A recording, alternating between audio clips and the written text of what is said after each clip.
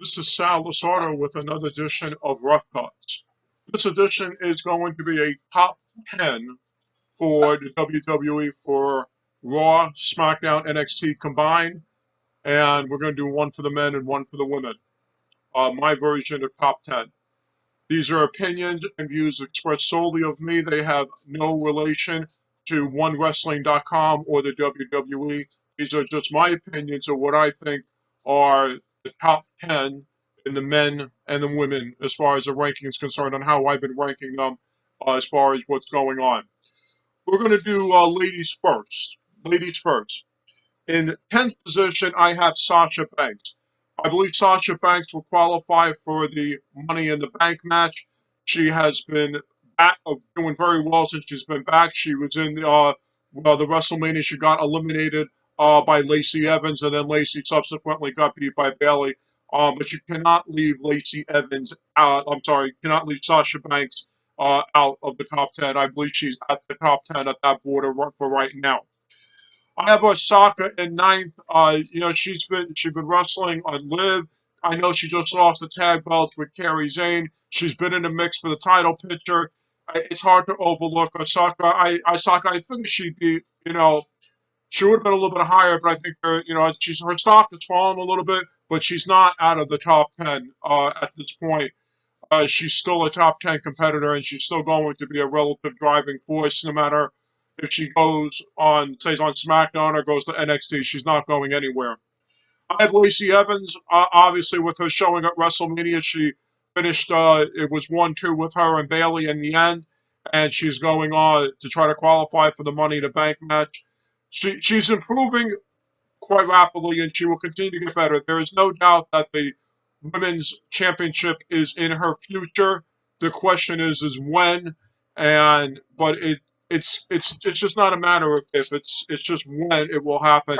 Her stock will continue to rise going forward. So she's definitely going to be in the top 10 and climbing the ladder. And before you know it, she will have gold wrapped around her waist.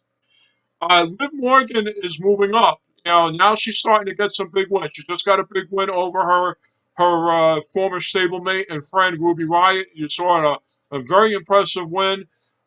She has been looking very solid as of late, and she's rising and improving. And it can only be a matter of time before she challenges Becky for the women's Raw Championship. So definitely her stock is on the rise. That will be. I've her in seventh.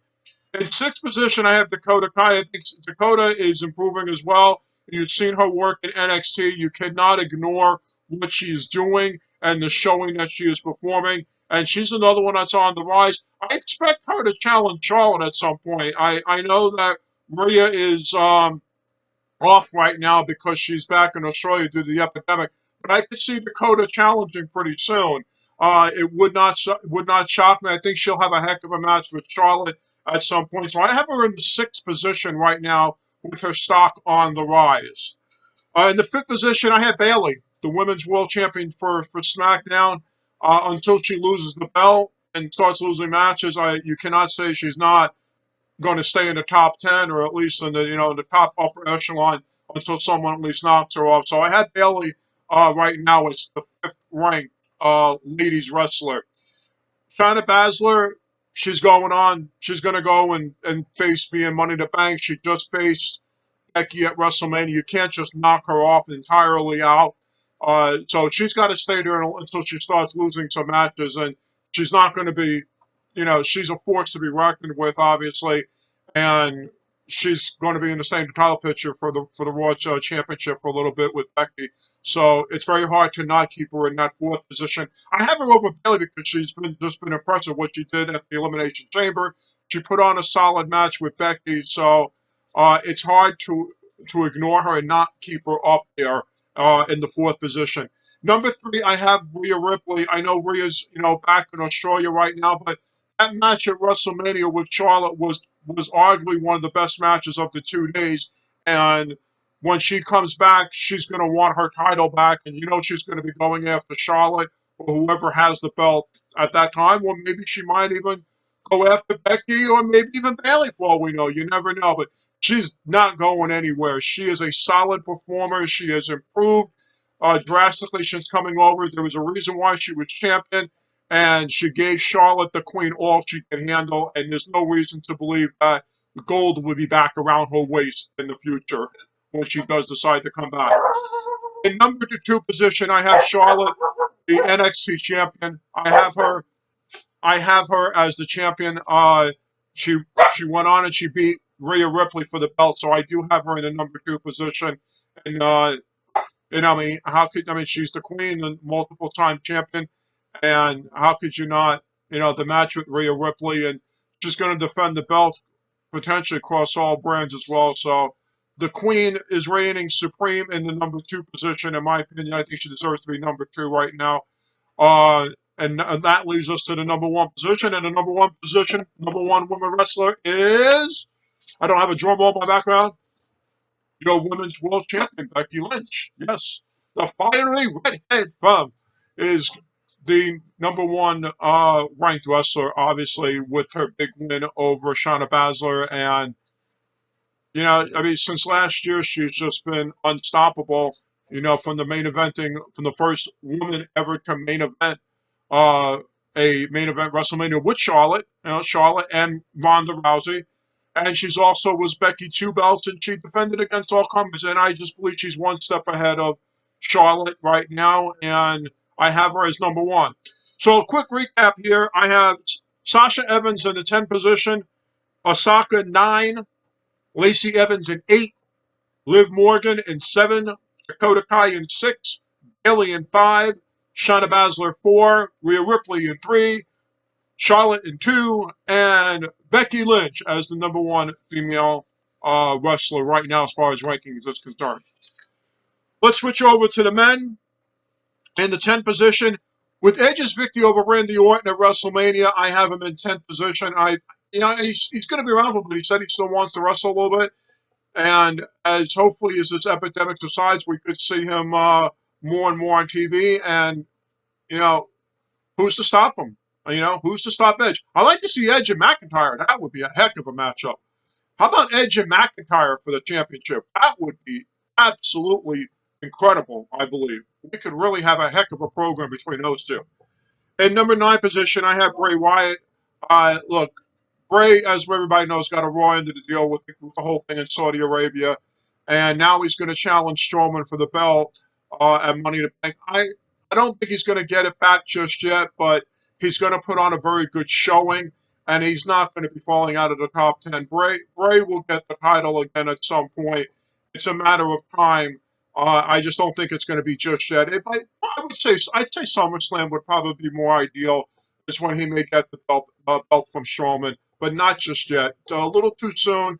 You know, a lot of us didn't care for the thing when they did with Cena, but look, you know, Bray Wyatt is Bray Wyatt. Bray Wyatt's not going anywhere. The Fiend will be around, and he is going to be staying in that top 10 for a very long time. And again, it's just a matter before he gets the gold. I have the Undertaker in the 8th position. I mean, he put on obviously one of the best men matches of WrestleMania, and you know, it was absolutely incredible. And he still looks great. I mean, he's in his 50s, people. I mean, you don't really realize is that the Undertaker's in his 50s and still performing. And you've got to give him all the credit in the world. And how could you say he's still not a top 10 performer? I mean, come on now. Definitely a top 10 performer. And I have him in number 8. I have the NXT champion, North American champion Keith Lee in the 7th position. A lot of people predicted him that maybe he might even would have won the Royal Rumble. I know a lot of people predicted that, and over Drew and on Brock and others, and he put on a very solid showing. But he's still your North American champion. And how could you not see that he not belong in the top 10? He's a very impressive driving force in NXT, and we'll continue to see his stock on the rise. And who knows? Maybe he will one day challenge a Raw or a SmackDown championship, or maybe even Adam Cole for the NXT championship itself. You never know. I had Aleister Black with his big win over Lashley. And here's another one. Matter of time before he's challenging for championships, maybe the Raw championship against McIntyre. That would be a heck of a matchup as well. And he's having some solid wins. And Lashley is just, Lashley's no pushover, my friend. Lashley was a former world champion. He's a former Impact TNA world champion. That is no pushover. That is a huge, huge win for Aleister Black at WrestleMania, and that cannot go unnoticed. Seth Rollins is the number one contender for Drew McIntyre and will be facing Drew at Money in the Bank, and I have him in the fifth position, and that's where we'll see how this plays out. I don't see how Rollins is going to defeat Drew, but you can't say that Mr. Monday Night Seth freaking Rollins is not a top 10 player, but I have him in the fifth position because he's the number one contender. After the Money in the Bank, I expect his stock to fall a little bit, but not out of the top 10.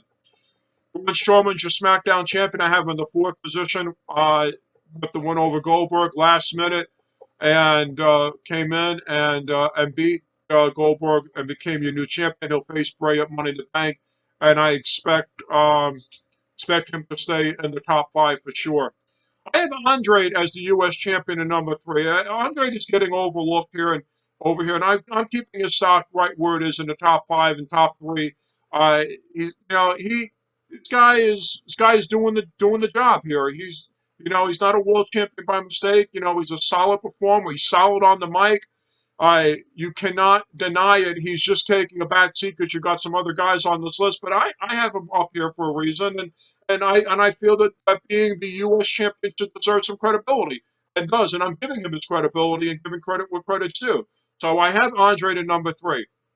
I have Adam Cole, your NXT champion, at number two. If you've not seen Adam Cole wrestling, where have you been? I mean, you're not following WWE, even NXT. Adam Cole is a world champion. He is the champion and cannot deny the work that he does in that ring is absolutely amazing. It doesn't matter who he's facing. This guy is it. I mean, we're talking, Drew McIntyre type caliber. We're talking, Seth Rollins, Aleister Black type caliber, Lashley. This guy is a true champion, and he has taken on all comers in NXT. You got Johnny Gargano, Ciampa's down there, Finn Balor. You got the Velvet and Dream. You got a whole bunch of guys down there, and this guy don't take a backseat to no one. He's a no nonsense blue collar type guy, and that's what you want. And I have him as your number two ranked men's wrestler for this week, and I expect he will stay there. I don't think that's going to change anytime soon. Uh, McIntyre is number one. I think this is a no-brainer. Look, he wins the Royal Rumble, and then he goes on to WrestleMania and he defeats Brock Lesnar. And look, Drew has paid his dues since he's been back. He has done a heck of a job reinventing himself. And how could you not have him number one? I mean, on any ranking list, Drew McIntyre has to be number one as far as the men in the WWE. And he's going to face Seth Rollins at Money in the Bank. I mean, he's going to walk out with the belt. He's going to hold the belt for a while. And, this is a guy you can build around. He's a week in and week out blue collar performer. When he was a heel, you could see the charisma and you know the way they were building him up. I mean, it was just something special to watch him evolve as a wrestler, as a performer on the mic, in the ring, and now he is the WWE Raw champion, and he's going to take on all comers, and he's going to defeat all comers, and he's going to show why he was deserving of this win over Lesnar and why he was deserving to win the Royal Rumble. This guy has definitely got the tools to carry the belt for quite a while and put on some high caliber 5-star matches, no doubt in my mind. And I have him as your number one rank. So, quick recap of my top 10. In 10, I have Edge, The Fiend in 9, The Undertaker in 8, Keith Lee in 7, Aleister Black at 6, Seth Rollins 5, Braun Strowman, the SmackDown champion, in 4, Andre, the U.S. champion, in 3, Adam Cole, the NXT champion, in 2, and Drew McIntyre, your Raw champion, at number 1. For this edition of Rough Cuts, may all your matches be a main event. This has been the top 10 for Raw, SmackDown, NXT for your men's and women. Until next time, we'll see you soon. Have a good one, guys.